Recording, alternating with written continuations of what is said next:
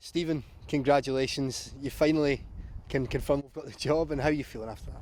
Yeah, absolutely delighted. Obviously, the club went through a process of speaking to people, and we just get on with things. And I've met with the board and the chief executive, and all's done now. So we're looking forward to getting on with the job in hand. I mean, there's no rest and no time to really sit and think about things, because straight into action. Stephen, how are you feeling looking forward?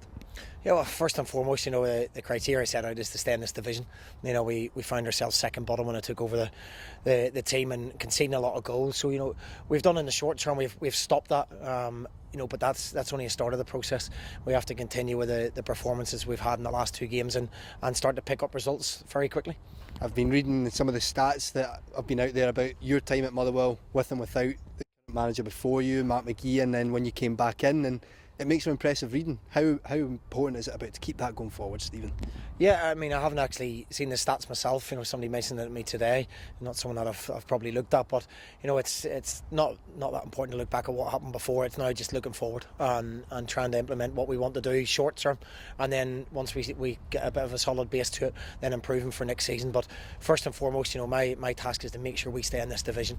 As I say, we've conceded a lot of goals. That's something we've got to work on.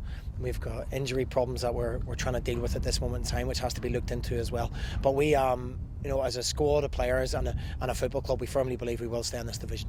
Of course, we spoke to you as recently as Saturday, just after that Aberdeen loss. It was a tough one to take, Stephen, but how do things change now that you've got the job on a permanent basis and looking forward to St Johnstone?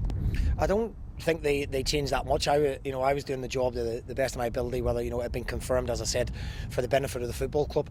And we put a little bit of structure into it and a certain way of playing to try and get them results. And ultimately, it doesn't actually matter to me at this moment in time whether it's pretty or not. It's just making sure that we get the results and give us that safety net before we start looking up the table again. So I'm not going to be doing things too much differently.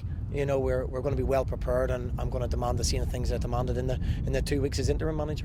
And just looking at the squad you mentioned on injuries, is there anything you can tell us ahead of Saturday, Stephen? There's a couple of people haven't trained all week. Zach Jules, the same as last week, he hasn't trained. Hopefully he'll make the game. Stephen Hamill hasn't trained. Obviously he came off as well. Ben Hennigan's suspended. On a bright side, we've got Louis Malt back again, and hopefully Scott McDonald will be fit as well. He's another one that hasn't trained in the early part of the week. But it's something we have to deal with. We won't be making excuses. We just have to get on with it, and other people will get opportunities. And just finally, Stephen, the club is so familiar to you. When we spoke, when you first came back, you said it's a great place to be. Just how happy are you that this is all confirmed now? I'm delighted. It's a super football club with good people who run it, and the support has been fantastic to me as well. And I'm just looking forward to, as you say, getting cracking tomorrow morning. I've not actually officially spoke to the players to confirm things, so we'll have a chat tomorrow morning, and then we get on with the important things on the pitch. Well, congratulations again. Cheers, Stephen. Thank you.